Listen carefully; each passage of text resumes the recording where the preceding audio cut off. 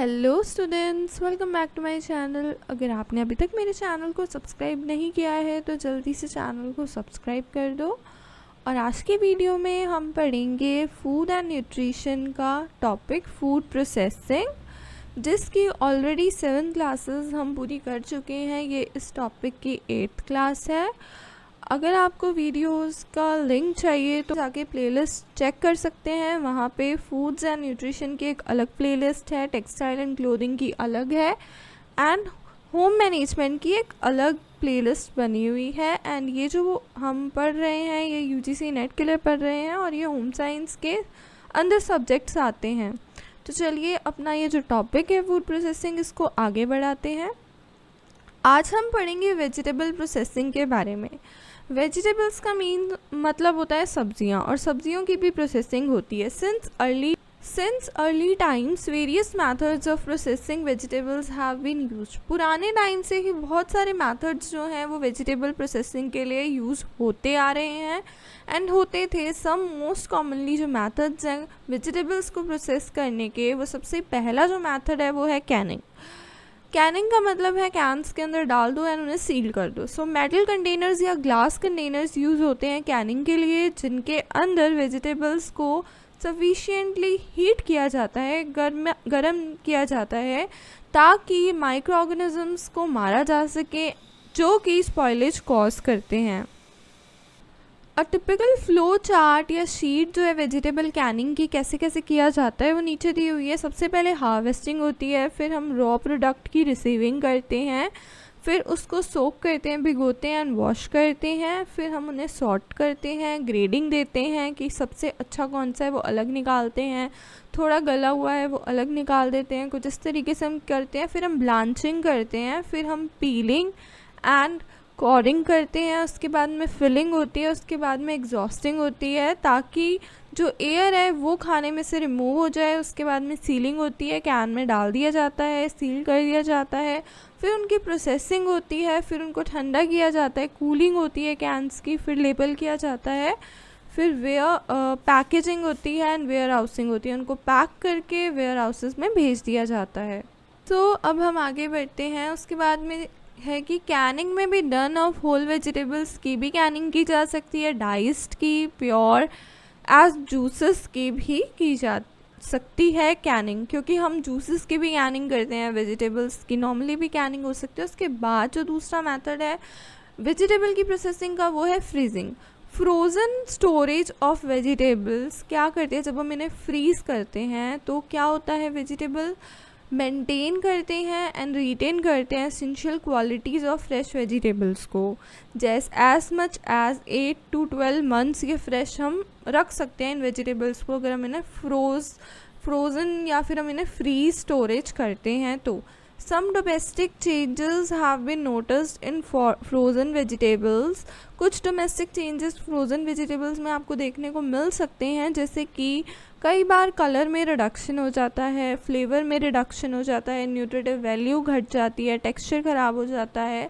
If the recommended practices अगर आप नहीं फॉलो करते हो तो जो स्टेप्स हैं इन प्रैक्टिसेस के वो आर एज फॉलोज नीचे दिए हुए हैं। सबसे पहले हम वॉशिंग पिलिंग करते हैं, फिर हम ट्रिमिंग करते हैं, कटिंग करते हैं वेजिटेबल्स के इनटू पीसेस, फिर हम उन वेजिटेबल्स को ब्लांच करते हैं ताकि एंजाइम्स के एक्शन को हम स्टॉप कर सकें। फिर हम जो ब्लांच्ड वेजिटेबल्स होते हैं उनको कोल्ड रनिंग वाटर में या आइस वाटर में रन कराते हैं, उनको उनमें इमर्स करते हैं, डाल देते हैं।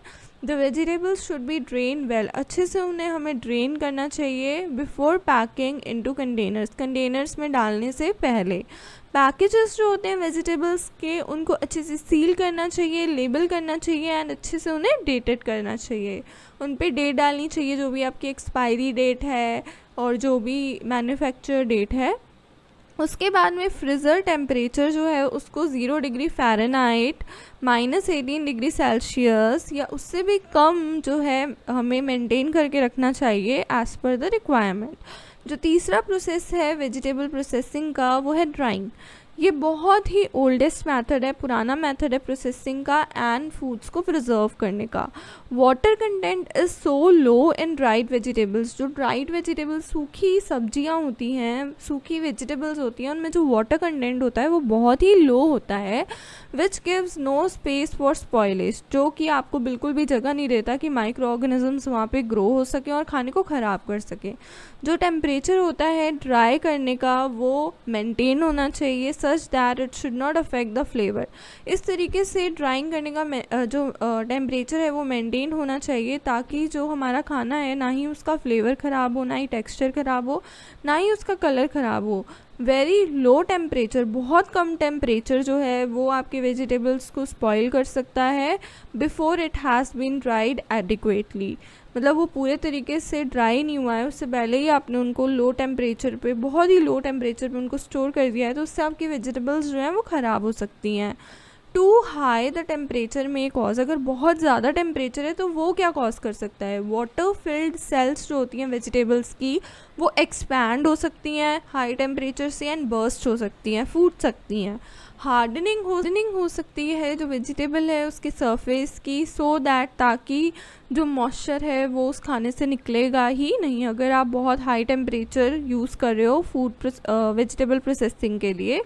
During drawing, so during drying of vegetables, जब हम वेजिटेबल्स की ड्राइंग करते हैं, उन्हें सुखाते हैं, जो एंजाइमेटिक एक्टिविटीज़ होती हैं may cause colour and flavour changes, उनकी वजह से कलर और जो फ्लेवर होता है वेजिटेबल्स का उसमें चेंजेस आ सकते हैं unless enzyme activity is retarded.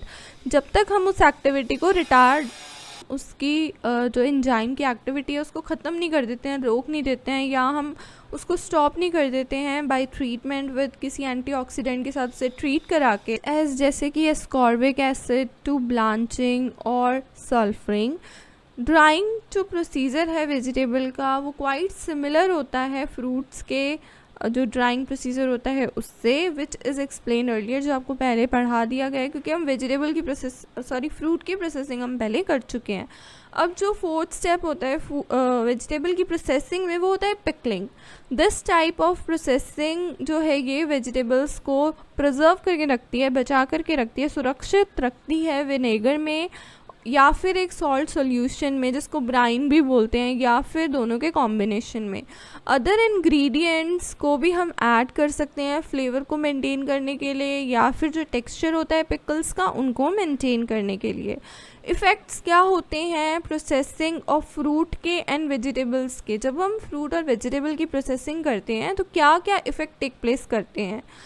Some points that should be considered, जिनको हमें ध्यान में रखना चाहिए, कुछ पॉइंट्स को जब हम प्रोसेसिंग करते हैं फ्रूट्स एंड वेजिटेबल्स की, जो कि अफेक्ट करते हैं जो न्यूट्रिटिव वैल्यू होता है फूड एंड वेजिटेबल्स को, वो कौन कौन से हैं। सबसे पहला है कैनिंग, लॉस हो सकता है विटामिन्स का कैनिंग के टाइम पे जब हम फ्रूट्स एंड वेजिटेबल्स की कैनिंग करते हैं। चॉपिंग एंड स्लाइसिंग के टाइम क्या होता है, सिग्निफिकेंट लॉस होता है न्यूट्रिएंट का। द लॉन्गर और जो ब्रोकन पीसेस होते हैं वेजिटेबल्स के आर हेल्ड द ग्रेटर, जितना आप ब्रोक करोगे अपने वेजिटेबल्स को, जितना लंबे समय तक आप उनको ब्रोक करोगे, उतना ही ज़्यादा जो लॉस होगा वॉलेटाइल न्यूट्रिएंट्स का वो बहुत ज़्यादा होगा। नेक्स्ट है ड्राइंग, लॉस होता है मॉडरेट अमाउंट ऑफ कैरोटीन का एंड विटामिन सी का जब हम ड्राई करते हैं फ्रूट्स एंड वेजिटेबल्स को। उसके बाद है ब्लांचिंग, कंसीडरेबल लॉस होता है विटामिन एंड मिनरल्स का ब्लांचिंग के टाइम पे। फिर है बॉइलिंग के टाइम भी मिनरल्स का लॉस होता है, वाटर सॉल्युबल विटामिन का भी लॉस होता है। पेयरिंग, रिमूवल ऑफ स्किन या loss of minerals and vitamin take place करता है जब पेयरिंग करते हैं, क्योंकि यहाँ पे रिमूव होती है जो स्किन होती है वेजिटेबल्स एंड फ्रूट्स की, वो रिमूव हो जाती है और उसकी वजह से मिनरल्स एंड विटामिन्स का लॉस हो जाता है। फ्रीजिंग के टाइम क्या होता है, विटामिन कंटेंट जो फाउंड होते हैं वो बहुत लो होते हैं बट हाई होते हैं as compare to canned fruit products या वेजिटेबल प्रोडक्ट्स। जो विटामिन लॉसेस होते हैं ड्यूरिंग फ्रोजन स्टोरेज वो बहुत ज़्यादा हो सकते हैं when blanching is omitted prior to freezing.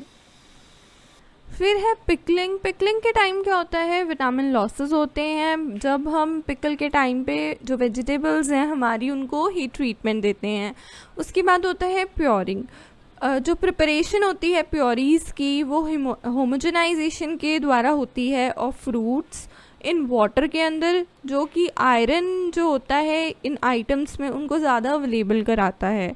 फिर सल्फरिंग के टाइम पे क्या होता है, ये कैरोटीन और विटामिन सी दोनों का लॉस को जो है उसको रोकता है, प्रिवेंट करता है, लेकिन थायमिन को डिस्ट्रॉय कर देता है। कुछ फैक्ट्स हैं, इनके बारे में बात कर लेते हैं। मैक्सिमम न्यूट्रिशनल वैल्यू जो होती है फ्रूट्स में, उसको हम डिराइव कर सकते हैं ईटन रॉ के द्वारा। मतलब आप ज़्यादातर अगर फ्रूट्स को रॉ खाते हो, जैसे कि आपके पास आए मार्केट से, आपने उनको वैसे ही खा लिया, आपने उनको ना ब्लांच किया ना उनको कोई हीट ट्रीटमेंट दी, तो उससे आपकी जो न्यूट्रिशनल वैल्यू होती है वो मेंटेन रहती है, ज़्यादा न्यूट्रिशनल वैल्यू आपकी बॉडी को मिलती है।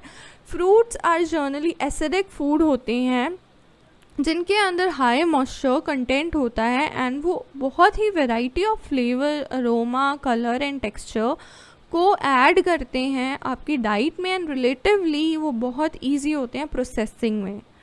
लाइकोपीनी बेटर एब्जॉर्ब होता है हमारी बॉडी के द्वारा आफ्टर हीटिंग ड्यूरिंग प्रोसेसिंग। जब हम हीट ट्रीटमेंट देते हैं ड्यूरिंग प्रोसेसिंग के टाइम पे, तो लाइकोपीनी हमारी बॉडी के द्वारा बहुत अच्छे से एब्जॉर्ब होता है। लाइक टोमेटो सॉस में और केचप में वो मौजूद होता है, क्योंकि टोमेटो जो कच्चा टोमेटो अगर आप खाओगे तो वो आपके बॉडी में कैंसर भी कॉज कर सकता है और डिजीज़ भी कॉज कर सकता है, स्टोन प्रॉब्लम भी कॉज कर सकता है। लेकिन अगर आप उसे प्रोसेस करके खाओगे, हीट ट्रीटमेंट दोगे, लाइक उसकी टोमेटो सॉस या केचप बना ली, तो वो आपकी बॉडी के द्वारा ईजिली जो है एब्जॉर्ब होगा।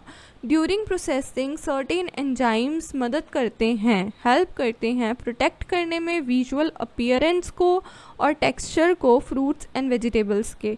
फॉलोइंग टेबल आपको एक ओवरव्यू देगा पैक्टिक सब्सटेंसेस की, जो कि फ्रूट्स एंड वेजिटेबल्स में फाउंड होते हैं, जो कि हमें which should be taken in account में लेने चाहिए जब हम प्रोसेस करते हैं फूड स्टफ्स को। Pectic substances and gel formation यहाँ दिया हुआ है, ये आपके पैक्टिक सब्सटेंस हैं, जैसे कि protein, pectinic acid, pectin and pectic acid. उसके बाद है pectin substance and gel formation, जिसमें कि प्रोटीन जो है वो रॉ फ्रूट्स एंड वेजिटेबल्स में फाउंड होता है, and capacity to form gel, वो कितना जेल को फॉर्म कर सकता है, तो ये जेल को फॉर्म नहीं कर सकता, can not form a gel. उसके बाद पैक्टिनिक एसिड जो है वो स्लाइटली राइपन फ्रूट्स में आपको मिलेगा, लेकिन वो जेल फॉर्म कर सकता है बहुत ही कम शुगर के साथ में, with very little sugar. Pectin जो है वो ऑप्टिमम राइप फ्रूट्स में आपको मिलेगा, एंड वो जेल फॉर्म करता है एसिड और शुगर के साथ में। जो पैक्टिक एसिड है वो ओवर राइप फ्रूट्स में आपको मिलेगा, जो कि जेल को फॉर्म नहीं कर सकता है। तो अगर आपको वीडियो अच्छी लगी हो तो वीडियो को लाइक करना, शेयर करना ना भूलिएगा, चैनल को सब्सक्राइब करना ना भूलिएगा, एंड बेल नोटिफिकेशन को दबाना ना भूलिएगा।